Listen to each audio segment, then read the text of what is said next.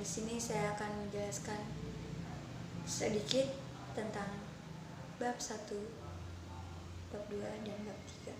Pendekatan atau cara untuk melatih penampilan mengajar yang dilakukan secara mikro atau disederhanakan dalam waktu dan akomodasi yang terbatas atau miniatur mengajar.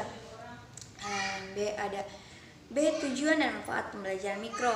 Pembelajaran mikro sebagai mata kuliah yang tak terpisahkan dari struktur kurikulum program pendidikan keguruan memiliki tujuan dalam upaya memfasilitasi mahasiswa calon guru atau guru untuk menguasai dan memiliki kompetensi yang diharapkan seperti yang pertama, mempersiapkan, membina, dan meningkatkan mutu guru agar memenuhi standar kompetensi pedagogik. Yang kedua, untuk memfasilitasi, melatih, dan membina calon guru maupun para guru. Dan yang ketiga, untuk melatih penampilan dan keterampilan mengajar dan lainnya. Manfaat tersebut akan dirasakan oleh pihak-pihak. Yang pertama, manfaat bagi mahasiswa atau calon guru. Setiap mahasiswa atau calon guru dapat mengetahui tingkat kelebihan maupun kekurangannya dari setiap jenis keterampilan mengajar yang harus dikuasainya. Yang kedua, manfaat bagi para guru, mengetahui kelebihan dan kekurangan yang dimilikinya terkait dengan keterampilan mengajar yang harus dikuasainya. Ada karakteristik pembelajaran mikro.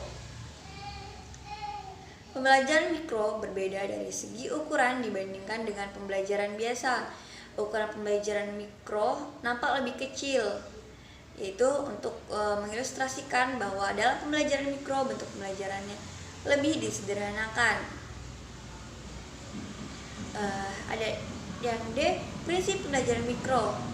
Dalam prinsip-prinsip umum pembelajaran mikro yaitu yang pertama ada perhatian dan motivasi, yang kedua ada aktivitas, yang ketiga balikan dan penguatan, dan yang keempat tantangan, dan yang kelima perbedaan individual.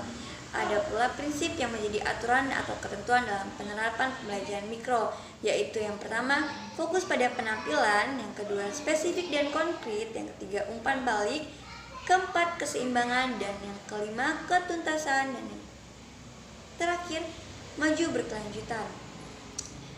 Unsur-unsur pembelajaran mikro.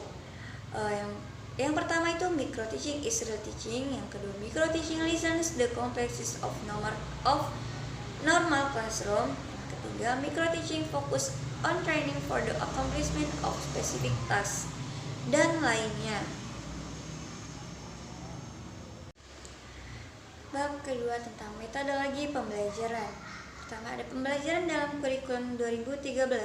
Menurut panduan teknis kurikulum 2013 sekolah dasar tahun 2013 nomor 9, pembelajaran dalam kurikulum 2013 yaitu yang pertama ada tematik terpadu, yaitu pembelajaran yang menggunakan tema. Yang kedua pendekatan saintifik, yaitu pendekatan dalam pembelajaran yang mendorong anak untuk melakukan keterampilan. Yang pertama ada landasan filosofis kurikulum 2013 dan ada landasan yuridis kurikulum 2013.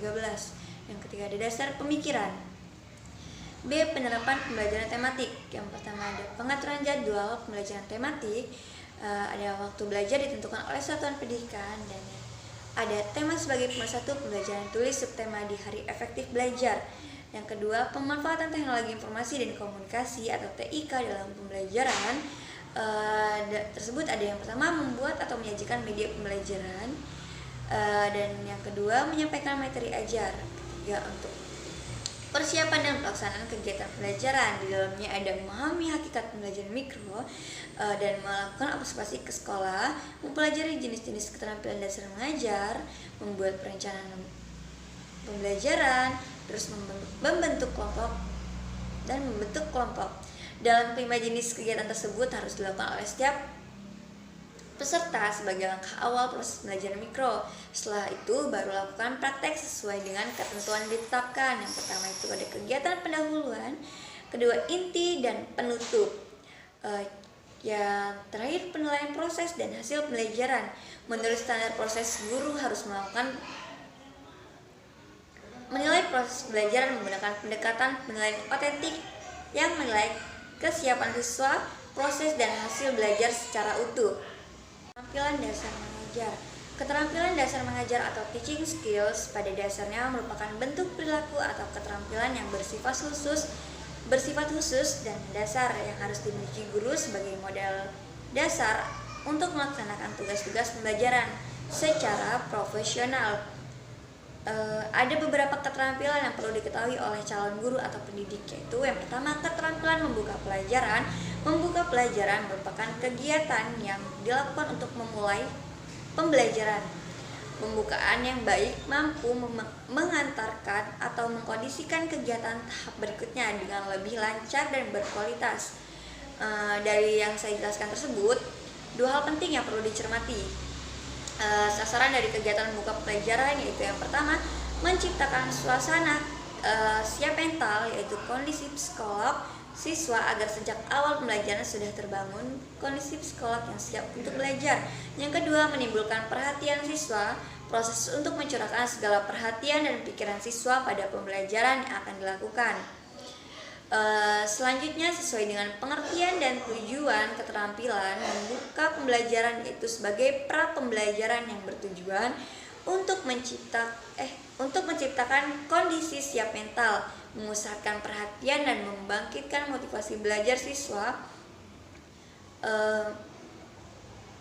Maka itu dapat dilakukan melalui alternatif kegiatan seperti menarik perhatian siswa dalam pembelajaran, menumbuhkan motivasi belajar siswa, membuat acuan, membuat kaitan.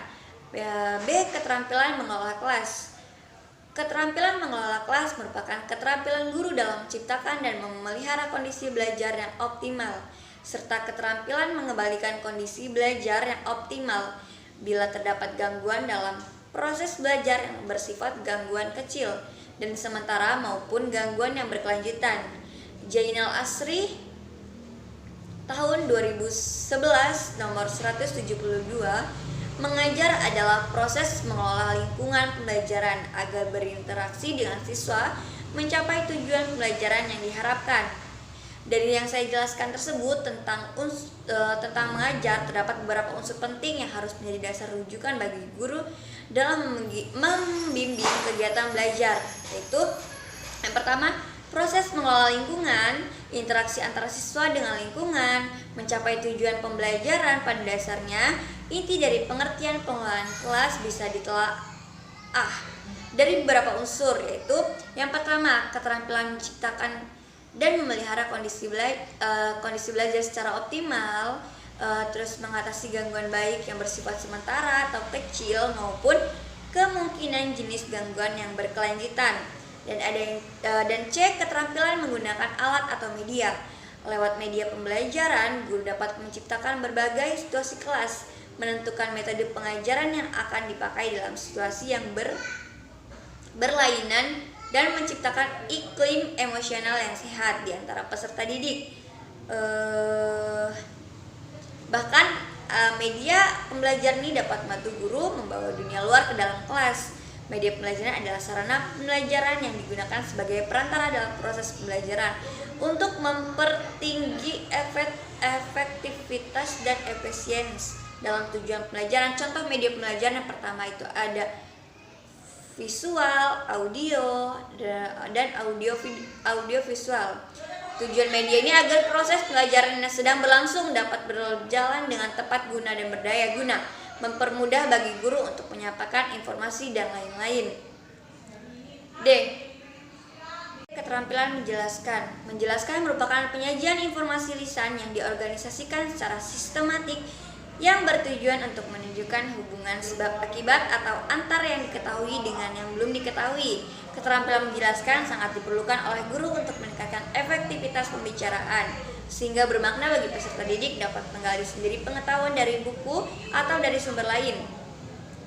Kita dapat menangkap inti pesan dari menjelaskan, yaitu membuat sesuatu menjadi jelas dengan cara mengorganisasikan isi pelajaran, terus menunjukkan hubungan sebab akibat antara yang diketahui dengan yang belum diketahui. Lalu ada keterampilan variasi stimulus.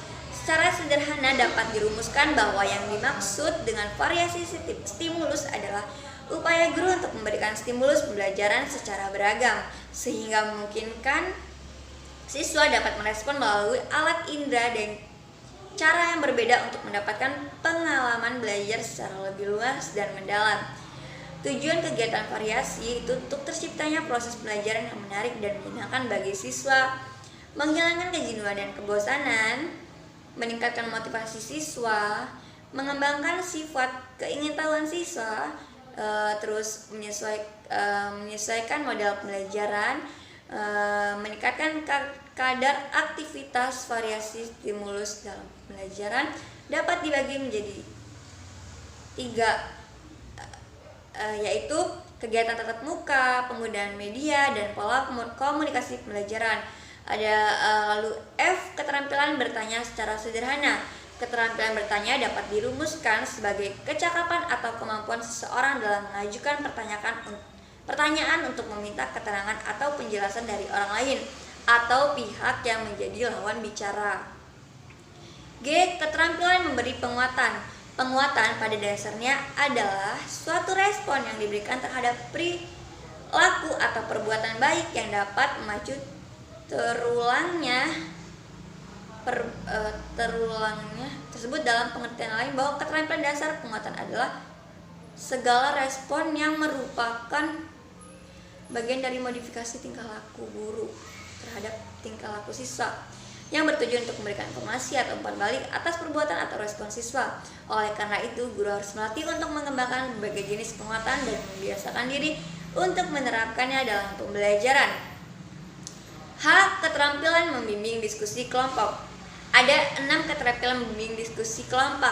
Yang pertama itu memusatkan perhatian selama diskusi berlangsung, memperjelas masalah urunan pendapat selama diskusi berlangsung, menganalisis pandangan siswa dalam diskusi. Sering terjadi perbedaan pendapat di antara anggota kelompok dan meningkatkan urunan siswa, menyebarkan kesempatan berpartisipasi agar hasil diskusi dapat dikatakan sebagai hasil kelompok dan agar setiap anggota kelompok merasa mendapat kepuasan dalam diskusi tersebut.